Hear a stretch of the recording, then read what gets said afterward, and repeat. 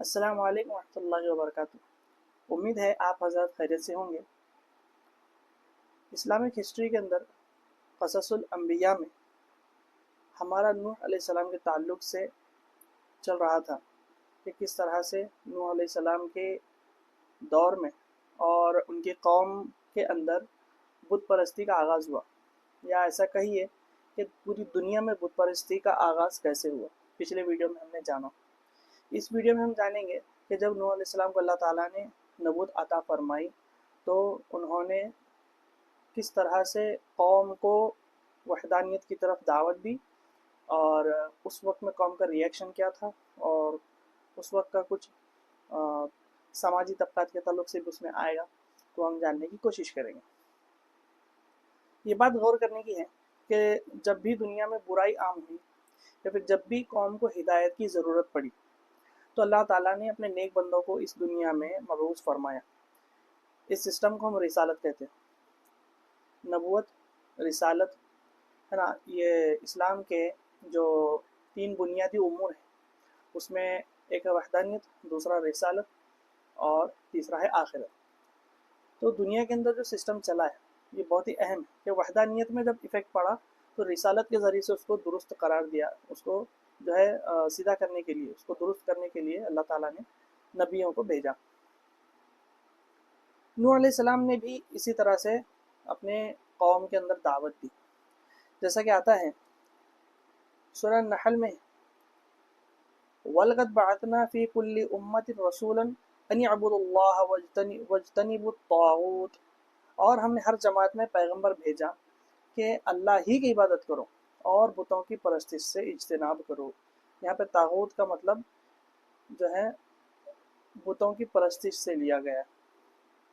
और ये किताब क़ससुल अंबिया हज़रत मौलाना इब्न कसीर रहमहुल्लाह ताला की है, और दारुस्सलाम से छपी है। उसका तर्जमा यहाँ पर उन्होंने बुतों की परस्तिश से लिया है। उसके बाद में और आगे है, वस्अल मन अरसलना मिन क़ब्लिका मिन रसूलिना अजअलना मिन दूनिर रहमानि आलिहतन यअबुदून। और ए मोहम्मद, जो पैगंबर हमने तुझसे पहले भेजे हैं उनसे दरियाफ्त कर लो कि क्या हमने अल्लाह के सिवा और माबूद बनाए थे कि उनकी इबादत की जाए। ये सूरह अज़-ज़ुख़रफ़ में अल्लाह ताला ने फरमाया। और नूह अलैहिस्सलाम के ताल्लुक़ से आता है कि किस तरह से उन्होंने अपनी कौम के अंदर दावत दी। उन्होंने कहा, इअ्बुदुल्लाह मा लकुम मिन इलाहिन गैरुह इन्नी अखाफु अलैकुम अज़ाब यौमिन अज़ीम। अल्लाह की इबादत करो, इसके सिवा तुम्हारा कोई माबूद नहीं, मुझे तुम्हारे बारे में बड़े दिन के अजाब का बहुत ही डर है। सूरह आराफ की आयत है।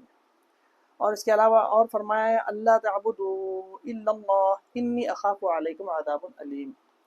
यानी कि तुम सिर्फ अल्लाह ही की इबादत करो, मुझे तुम पर दर्दनाक दिन के अजाब का खौफ है। नूह अलैहिस्सलाम ने जब देखा कि इनकी कौमों के अंदर अल्लाह के सिवाय किसी और माबूदों की, किसी और ऐसी चीज़ की जिसकी इबादत नहीं करनी चाहिए, यानी कि और बुतों की पूजा, जैसा कि हमने पिछले वीडियो में जिक्र किया था, तो उनकी इबादत चल रही है, तो अल्लाह ताला ने उनको नबूवत अता फरमाई और अपने कौम में उन्होंने दावत का आगाज़ किया। तो उस वक्त में उन्होंने, जैसा कि हमने सूरह आराफ की आयत पढ़ी है और सूरह हूद की भी आयत पढ़ी है, आयत नंबर 11 सूरह हूद, उसके अंदर ये आखिरी जो हमने पढ़ी वो, तो इन दोनों से हमको क्या पता चला कि अल्लाह की इबादत करने की दावत दी गई, और उसके बाद में ये डर भी सुनाया कि मुझे तुम पर ऐसे दिन का खौफ है जो अजाब का दिन होगा, यानी क्या, दर्दनाक अजाब वाले दिन का खौफ। अब जब ये चीज़ सरदारों के कौम के सरदारों के सामने आई तो उस वक्त में उसका रिएक्शन आया। जब एक्शन होगा तो उसका रिएक्शन भी होगा। तो कुरान के अंदर इस ताल्लुक से भी कहा गया है। और उस वक्त में वहाँ के जो सरदार थे, कौम नूह के जो सरदार हैं, और वहाँ की जो माशी हालत, इस पर से हमें समझ में आती है कि उसके अंदर सबसे पहला तो नूह अलैहिस्सलाम के ऊपर तोहमतें बांधी गई। और तोहमत सबसे पहले क्या थी, इसके अंदर आया सूरह आराफ के अंदर आया था, इन्ना लनराका फी ज़लालिम मुबीन, हम आपको वाज़ह गुमराही में दिखते हैं। यानी कि हम गुमराह नहीं है, جو نبی جو اللہ کی طرف سے بنا کر اللہ تعالیٰ نے انہیں نبی بنا کر بھیجا وہ گمراہ ہے۔ اس کے بعد میں نوح علیہ السلام نے بھی عرض کیا یا قوم لیس فی ضلالۃ ولکنی رسول من رب العالمین، اے قوم مجھ میں کسی طرح کی گمراہی نہیں ہے بلکہ میں پروردگار عالم کی طرف سے بھیجا گیا پیغمبر ہوں۔ یعنی تمہارا یہ خیال غلط ہے کہ میں گمراہ ہوں، بلکہ میں رب العالمین کی طرف سے صحیح ہدایت پر ہوں اور بھیجا گیا ہوں۔ تو حضرت نوح علیہ السلام نے مزید فرمایا ابلغکم رسالت ربی وانصح لکم واعلم من اللہ ما لا تعلمون، کہ میں تمہیں اپنے پروردگار کا پیغام پہنچاتا ہوں اور تمہاری خیر خواہی کرتا ہوں، اور مجھ کو اللہ کی طرف سے ایسی باتیں معلوم ہیں جن سے تم بے خبر ہو۔ یعنی کہ وہ علم جو اللہ تعالیٰ نے نوح علیہ السلام کو دیا، مجھے ایسی باتیں معلوم ہیں جن سے تم بے خبر ہو، جس کا تمہیں بالکل علم نہیں ہے۔ اور اس کے بعد خیر خواہی کے بارے میں کہا گیا کہ قوم اپنی نبی اپنی قوم کا خیر خواہ ہوتا ہے۔ ہر نبی اپنی قوم کا خیر خواہ ہوتا ہے، ان کے اندر اللہ تعالیٰ ایک نرمی اور ایک بصیرت، حکمت، یہ ساری چیزیں اللہ تعالیٰ انبیاء کے اندر بھیجتے ہیں۔ اللہ تعالیٰ اپنے علم کے ذریعے سے ان کو وہ علم عطا فرماتے ہیں۔ رسول کی یہی شان ہوتی ہے کہ فصیح ہو، وہ بلیغ ہو، نصیحت کرنے والا ہو اور قوم کا خیر خواہ ہو۔ اب یہاں پر سورہ اعراف کے اندر یہ بات ہوئی، سورہ ہود کے اندر اور ایک چیز آتی ہے جس کا ترجمہ میں بتاتا ہوں۔ سورہ ہود کے اندر آیت نمبر 27، اور ہم یہ بھی دیکھتے ہیں کہ تمہارے پیروکار وہی لوگ ہیں۔ جب قوم کے سامنے یہ بات کہی گئی کہ میں تو تمہارا خیر خواہ ہوں اور مجھے اللہ کے نبی نے بنا کر بھیجا ہے، اب قوم کے سردار تھے، تو اب اس میں یہ ایک بات سمجھ میں آتی ہے کہ جو اس وقت میں جو ایک سماج تھا، اس وقت کی سوشل کنڈیشنز جو تھیں وہ ہمیں یہاں پر سمجھ میں آ رہی ہے کہ سردار کیا کہہ رہے ہیں، وَمَا نَرَاكَ اتَّبَعَكَ إِلَّا الَّذِي هُمْ أَرَاذِلُنَا بَادِيَ الرَّأْيِ وَمَا نَرَىٰ لَكُمْ عَلَيْنَا مِنْ فَضْلٍ بَلْ نَظُنُّكُمْ كَاذِبِينَ، کہ اور ہم یہ بھی دیکھتے ہیں کہ تمہارے پیروکار وہی لوگ ہیں۔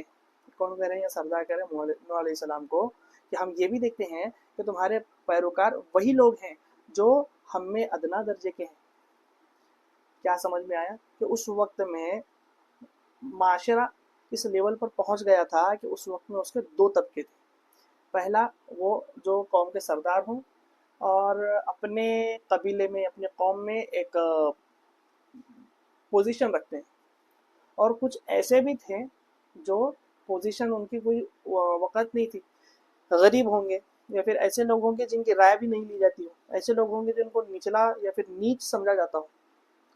نوح علیہ السلام نے جب دعوت دی تو اس وقت میں کچھ ایسے لوگ ان سے جڑے جو جن کے بارے میں کیا کہا ہے، جن کی کوئی فضیلت ہی نہیں۔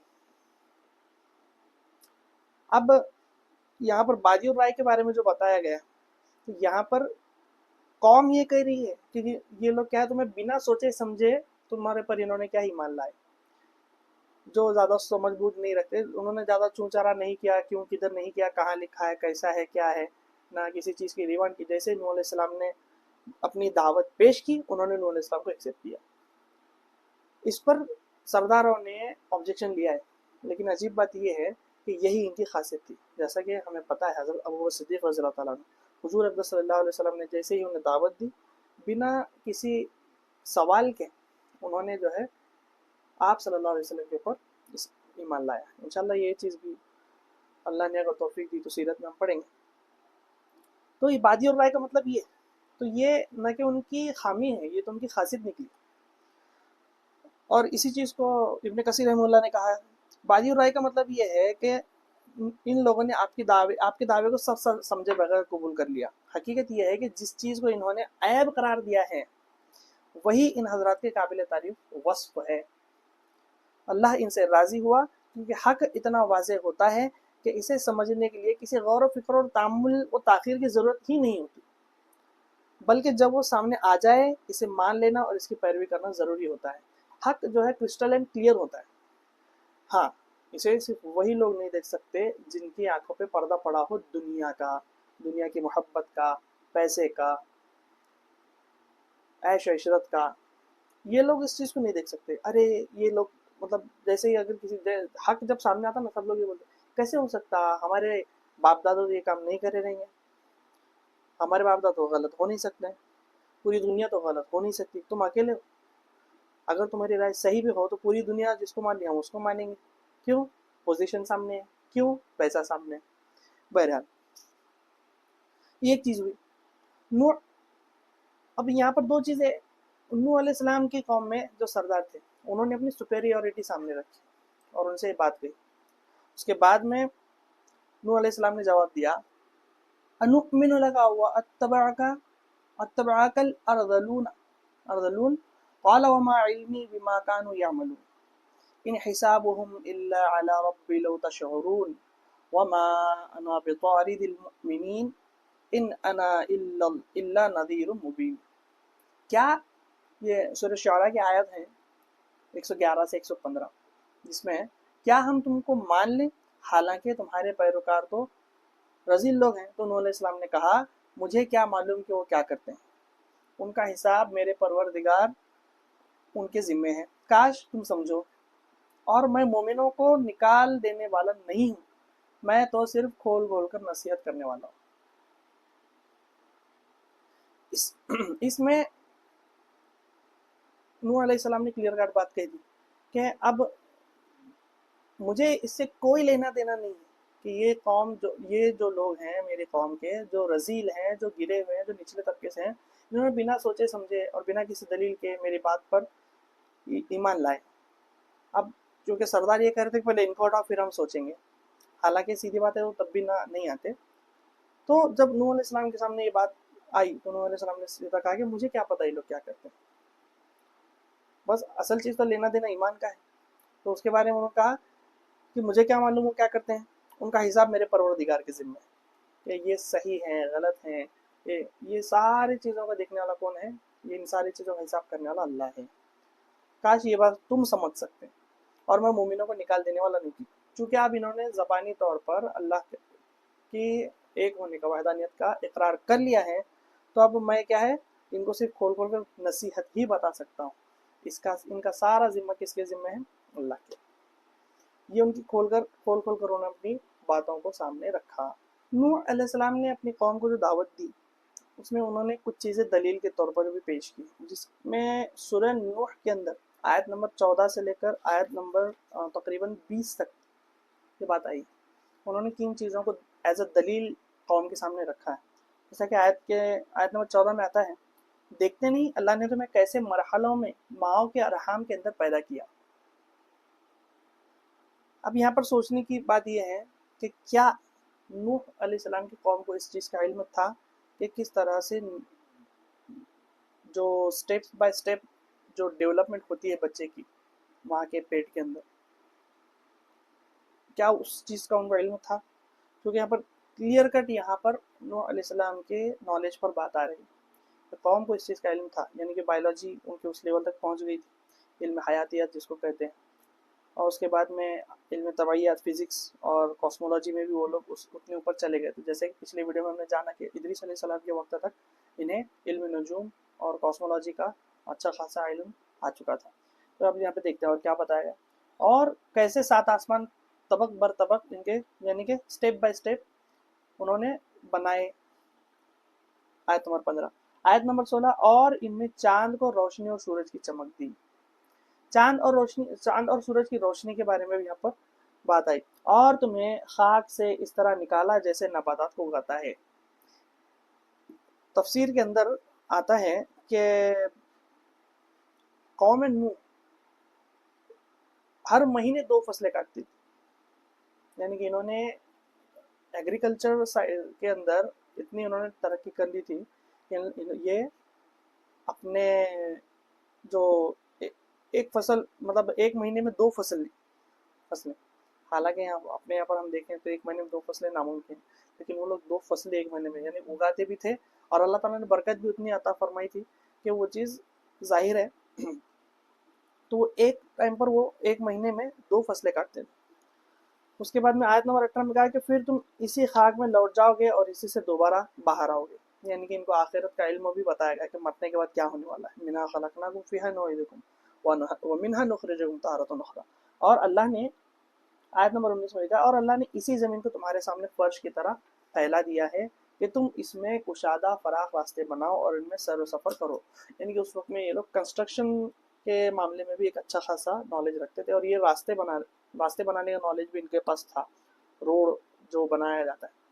मतलब एक तरह से ये लोग कंस्ट्रक्शन लाइन में भी एक अच्छा खासा हासिल मुकाम इन लोगों ने पा लिया था। नबी जब कोई बात एज अ दलील पेश करता, यानी कि ये कि या तो उनको रास्ता दिखा या तो उनके अंदर ऑलरेडी वो चीज़ है और वो चीज़ को वो अल्लाह की तरफ पेश करता है। तो यहाँ पर इन लोगों ने यहाँ पर नूह अलैहिस्सलाम ने बेहतरीन तरीके से कहा कि किस तरह से अल्लाह ताला ने तुमने देखा नहीं कि किस तरह से अल्लाह ताला ने तुम्हें ये नेमतें अता फरमाई।